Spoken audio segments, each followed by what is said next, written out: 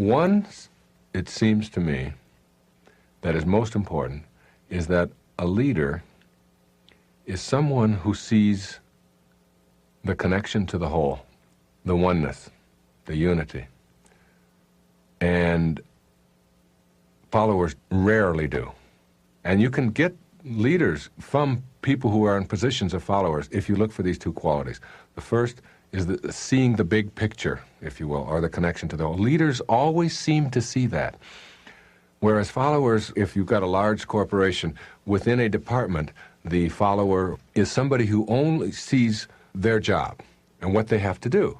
So they get trained to do this particular thing, and they don't really see how it impacts on the next department, and on the next department, and on the entire company, and on the entire corporate structure. They're not able to see that. They will say things like, it's not my department. I don't do those kind of things. It's not my responsibility. You have to go to the accounting department to get at that. Or you'll have to call shipping, or whatever it may be. And they stay that way. It's like they have that quality, and they almost stay that way their entire lives. There's no connection to the whole. Whereas a leader will see that everything that a person does within a department, not only how it affects them in the department, but how it affects the next department, and how it affects the entire business, and how it affects the profit picture, and so on. And so you will see leaders being conscious of the entire business unit. And that person will almost always elevate up to a point where they get to the top of the business or in positions of leadership because they're not just narrowly looking at how what I do affects just me. The second thing is that leaders, as opposed to followers, are people who see the long range effect of everything that is being done. They don't look at just how I'm acting today. For example, if you're getting on an airplane and a flight attendant is rude to a customer, the leader, if they're sitting there looking at that, or even if they're a flight attendant who has these leader qualities, not only sees how that impacts on the entire organization, the entire airline, but they see how that impacts on future business as well. A year from now, 2 years from now, 5 years from now. If I have a bad experience with a person on an airline that turns me off to them, it isn't that individual that I'm going to be turned off to because they're just out of my life now. So the next time I'm going to make a reservation, I'm going to pick a different airline if there's one available. I might do that for 10 years. So that one tiny moment of truth that you have as a follower with a customer, if that person doesn't see the whole and doesn't also see the long-range thing, will affect them dramatically. And leaders always seem to know that. And so they're not just being polite and service-oriented and kind and decent to people because that's what they've been trained to do. They are being that way, first of all, because that's the way they are. That's the way they think. And as a result of the way they think, they see their connection to not only the organization and the future of the organization, they see a bigger picture. And that's really what this is about, this whole program, what we're talking about here. That's what the whole thing is about. It's like seeing the biggest picture of all, that how you behave towards your fellow man not only affects you and them and the organization and the profit picture a year from now or 2 years from now, but it affects all of us. It affects all of mankind. It's that big a picture that I'm trying to get at here. Yes, there are little tiny segments that we may be more interested in, but that makes us followers too, when you think about it. I mean, if you're only thinking about your airline or you're only thinking about your company and how their behavior impacts on the organization or in the future, then you're still limiting yourself because it also impacts on your city or your community, and it impacts on your country, and it impacts on the world, and it impacts on all of humanity, and it impacts on the universe as well. I work for myself. I'm not in anybody else's business. I see the biggest picture of all, that ripples throughout all of humanity. And you can bring it back down to apply these principles in your daily business and in your family and in your relationship, but you can expand them outward as well, so that you begin to see that every negative act, every hostile act, everything that is not in harmony that you do, every person who is not in harmony, that person cannot cooperate with the person next to him. He will want to gobble them up like a cancer. And when they are in harmony, and enough of us get into harmony, then it impacts on the entire planet. So we have to be able to extend our vision. If we're thinking of ourselves as leaders, it's one thing to be a great leader within your corporation, or even within your department, or even within your own family. But another thing completely to be a great leader of mankind. And we all have to see ourselves that way. We have to extend out as far as we can and back down as small as we can. And that's how it impacts on everything and everyone. You may believe that the opposite of love is hate. I do not see these two emotions as opposites. In fact, love and hate are often closely aligned. To me, the opposite of love is fear. When you have fear, you do not have love. Ego uses fear as a way to keep authentic love out of your life. When love is not present in your life, you have succumbed to ego and allowed fear in where love could be. You have allowed ego to replace God. Learning to experience authentic love means abandoning ego's insistence that you have much to fear and that you are in an unfriendly world. This begins with an assessment of your reluctance to embrace love. If you are not experiencing love in your life right now, it is because you are, in some way, afraid. You need to examine your fears with honesty and with love. When you do, you will transform your fears into love. You will open up a space within you that can only be occupied by love. In this space you are on purpose, walking the way of the sacred self. But first, you must see how you substitute fear for love. Your ego steadfastly promotes fear because it fears authentic love itself. This false self helps you convince yourself that you are in some way incomplete. That is the source of all fear. Afraid of having your emptiness, your incompleteness exposed, you expend a lot of energy creating a false image of happiness. The fear about exposing the emptiness keeps you seeking relationships that ego tells you will satisfy the longing within you. What happens is that you enter a relationship starved for the love that is your higher self. Your inner hunger is masked, pretending to be something else. No wonder so many people repeatedly think they have found love and repeatedly declare they've lost it. How different it is when you can notice the inner emptiness and think, what's not to like? This longing is part of being human and knowing love. Then you will let ego know that fear is not your choice. Love is your choice. Just imagine how our system might be if people knew they were already complete. What would you need to purchase? What would you need to have to own? Who would you have to impress? Who would you need to have on your arm? The answers give you an idea of how much we rely on the fear that we are incomplete and unacceptable as we are, and how unaware we are of our divine connection. The fear that is a substitute for love is simply a fear of being unacceptable. Virtually all fears can be traced directly back to self-esteem. If you love yourself, you will be able to transform your fears with love rather than allow them to direct your life. If you have an inner feeling of being complete and whole, knowing the loving presence that is there, then fear becomes a loving invitation to know more or to change something in your life. Fear will no longer threaten you as it did when you were unacquainted with your higher self. The inability to rely on the love that is our very essence shows up in many forms. Your ego wants you to believe that you are unacceptable and will gleefully assist you in creating an image to prove that it is so. Manifestations like obesity and personal slovenliness and eating disorders often are the fear-based projection of yourself. Ego can influence you to shun all efforts to be loved by others by refusing to allow the risk of an intimate encounter or the development of an intimate relationship. Ego often makes you selfishly pursue your own goals at others' expenses. You engage in perpetual conversation about yourself. We often use economic, social, and other types of excuses to defend behavior that does not extend love. For instance, you might excuse unloving or inconsiderate behavior because it's only my job, or because everyone else does it. Expressions of disgust or rudeness towards others are based on ego. They are heard in stores, on freeways, in offices, at airports, in restaurants, any place you are in your daily life. These are some of the common expressions of a fear-based ego struggling to keep you away from the experience of love that is your true essence. Before you begin to change these behaviors and thought patterns, you need to examine the payoffs. What is some part of you receiving as a payoff for listening intently to ego? Your ego works for its living. Its payoff is not money, but just in keeping alive. Your ego is not open to making contact with God because it would be immediately put out of business. Your ego is in direct conflict with your true purpose for being there.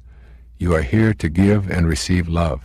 Your ego protects you from that vision by keeping you in a belief system that declares you are separate and special. By hanging on to the fears of your insufficiency, you can avoid taking any risks. As long as you have self-doubt and all of its attendant fears, you are guaranteed to stay in servitude to your false self. Your ego thrives on guilt. Your higher self knows that you should forgive yourself, learn from mistakes, and release feelings of fear and anxiety. But ego hands you guilt so that it will thrive. Guilt is the inner fear that you should pay a price for any and all mistakes you have committed in your life. Thus the ego convinces you that you must feel guilty, and it keeps you removed from your true spirit. Your ego doesn't reject love.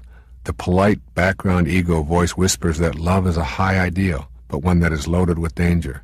It warns you to not give too much love because you may be taken advantage of. Because you are so special, it tells you others want to take advantage of you. Ego promotes inauthentic love.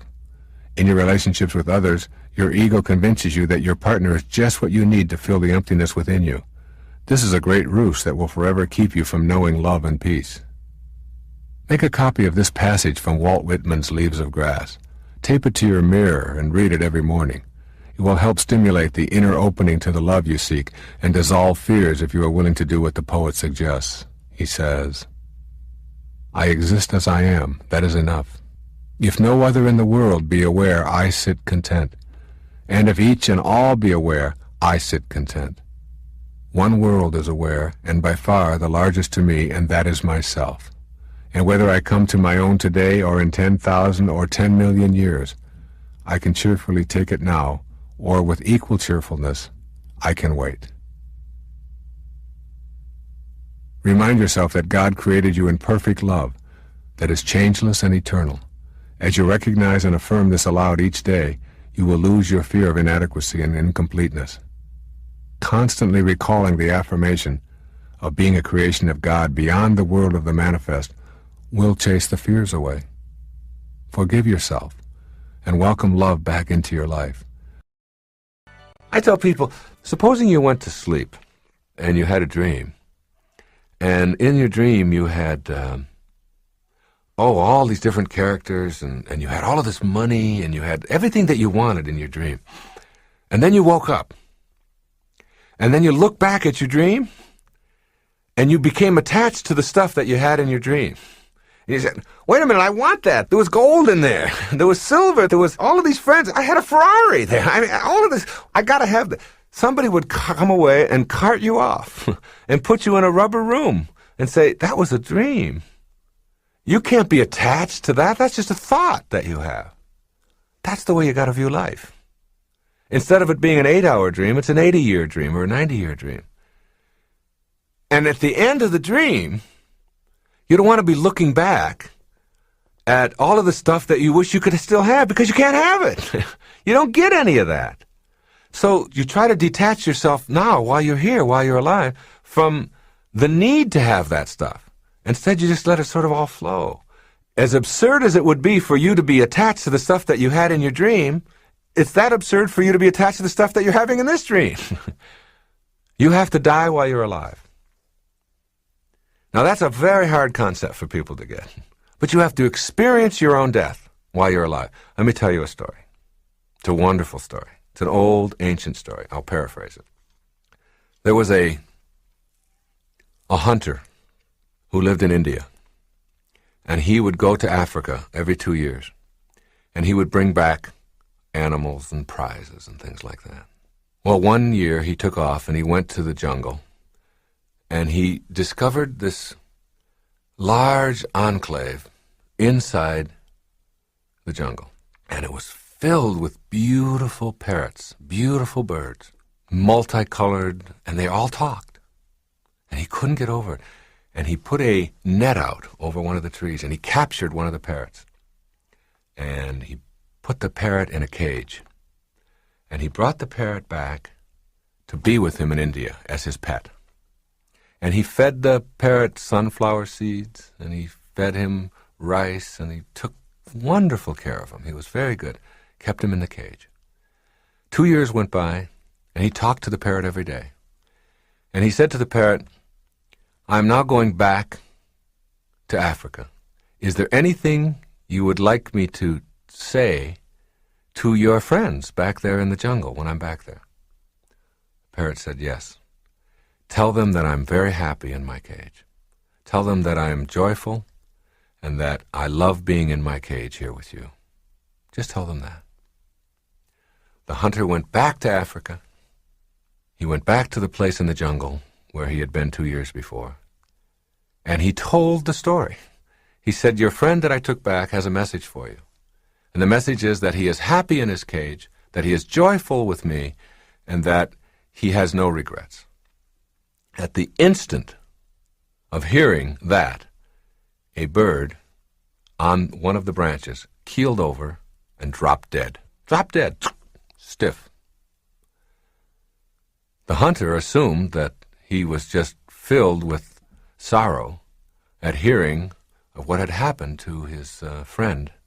So he went back to India, and he told his parrot what had happened. He said, I went back and I did just as you said. And I told them all of that. And at the moment that I told it, apparently one of the parrots was so upset that he'd missed you so much that he just dropped dead. And at the instant that that happened, the parrot in the cage keeled over, dead. His legs went straight up in the air and he went stiff. The hunter was beside himself. He couldn't figure out how could this happen. And he took the dead parrot out of the cage, opened it up, and threw it out on the woodpile. The instant that the parrot landed on the woodpile, he flew up to the branch. And the hunter said, you tricked me. What is this? I thought you were dead. And the parrot said, my friend was sending me a message. He told me, by his actions, that in order for you to escape from your cage, you must die while you're alive. Okay, now that's an old story. That's an ancient story that's been told over the years. What does it mean? I mean, don't you see that this is a cage? That the whole planet is a cage? If you can just stand back far enough and see that we're still restricted by the limitations placed on us as human beings. We're stuck here, or maybe in our homes, or in wherever we are. We're all in cages.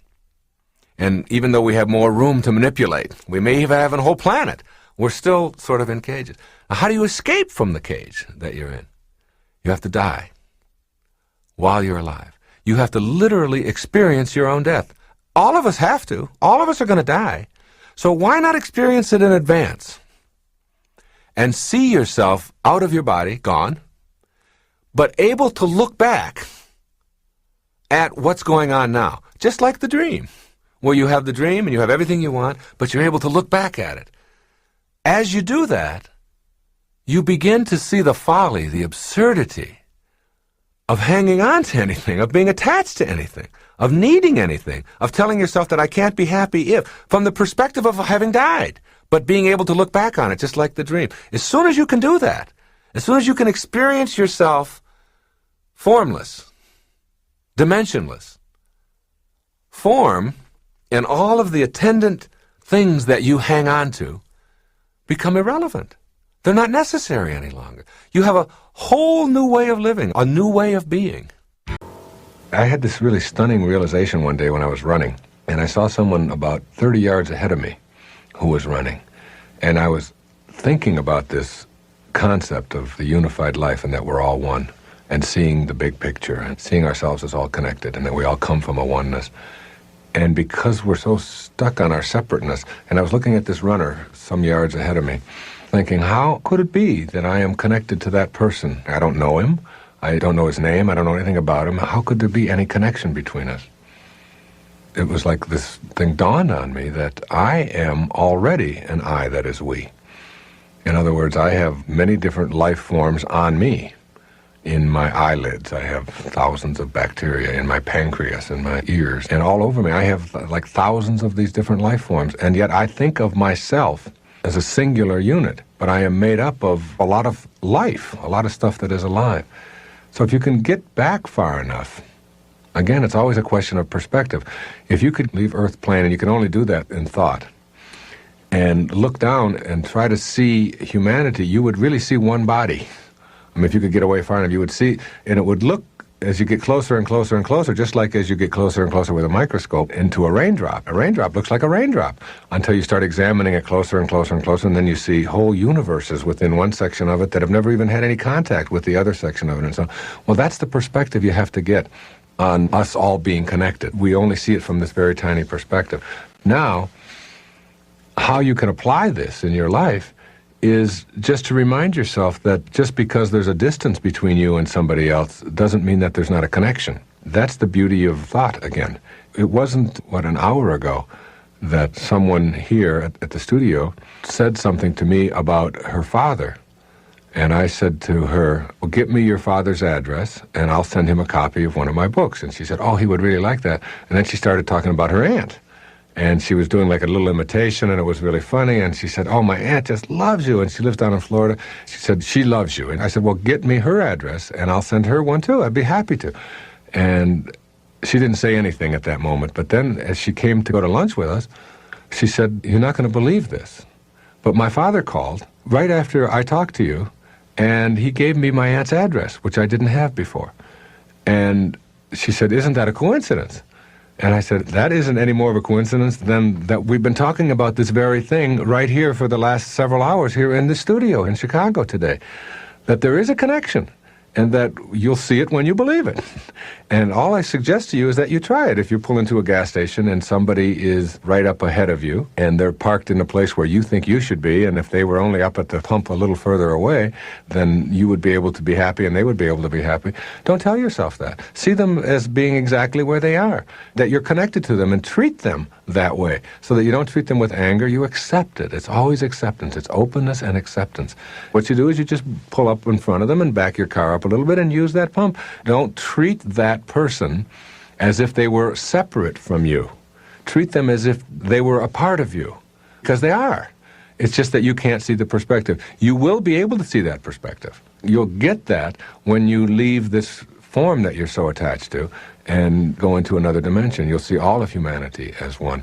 You are one of the pieces of this puzzle called humanity. And if you are missing from it, or if you're incomplete, or if you're not in harmony, then you make all of humanity incomplete. And that's exactly how important you are as a person. And if you just start thinking like that, that everybody out there that you run into is somehow, in some way, connected to you, you stop being antagonistic toward them, because you know that if you got antagonistic toward the microbes that live inside the lining of your large intestine and just didn't want them there and said, oh, I'm going to do everything I can to get them out of there, that would kill you. You literally need that life, that I, that is we, the self-contained unit that is comprised of all of life. You have to have all of that. It's equally true on a different level for all of humanity. And you start seeing everybody like that. And before long, you'll start seeing the connections. They'll start being there, but only when you believe it. Do you know your past? Do you know where it is? It's only where you think. Do you know that every relationship you have, close your eyes, just close your eyes. Just close them. Okay, where's your husband? Where's your wife? Where are your children, your grandchildren? Where's your ex-spouse? They're all in your mind. Open your eyes. Now they're gone. Close your eyes. There they are again. They're just in your mind. You carry your relationships around in your mind. And if your thoughts about your relationships are on what is wrong, what you don't like, what you hate, what they did to you, that will be your experience. And you will materialize or manifest more and more of that pain into your life.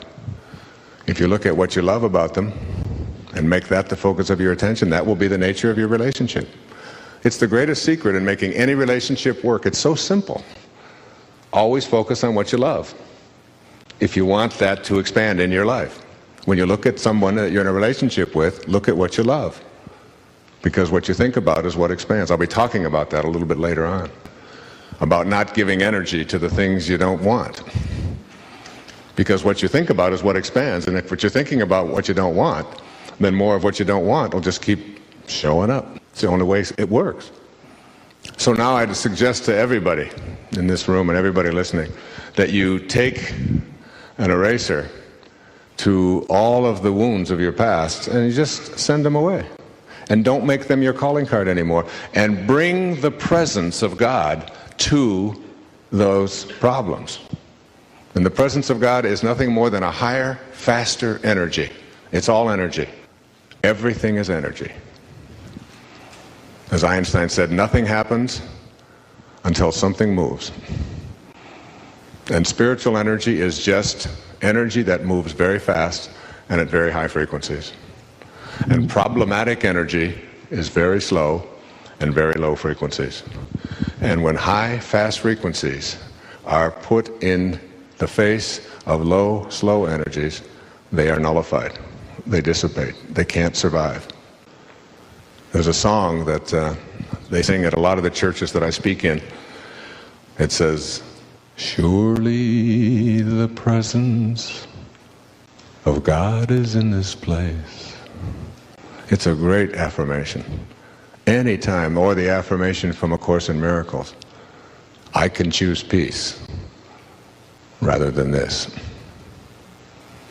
But surely the presence of God is in this place. Every time that I have a conflict with one of my children or with any place, I just bring that line to bear on what is I am experiencing right now. I just bring that line to bear. Surely the presence. Because there's no place that God is not. As the little child in India in the 7th century, who was an avatar, who was really God in a human form, and everywhere he would go, people would be healed just by being in his presence, just like St. Francis. He'd be seen in the village, he'd be seen in the valley at the same time. Lights would emanate from his body wherever he would go, and everyone in the village knew that this was a child of God. This was God in their village without the benefit of an ego. This was an egoless being who had shown up in their village, which is what I believe our great spiritual teachers were. Like, there's ways to reach highest levels of consciousness. One of them is to take on an ego and then spend a big hunk of your life seeing if you can shed as much of it as you can. Which has been my path. But there's another one where you just show up and you never take on an ego in the first place. There's only been a handful of those in recorded history. And this little child was one of them. And the elders in the tribe knew that this was God in a human form.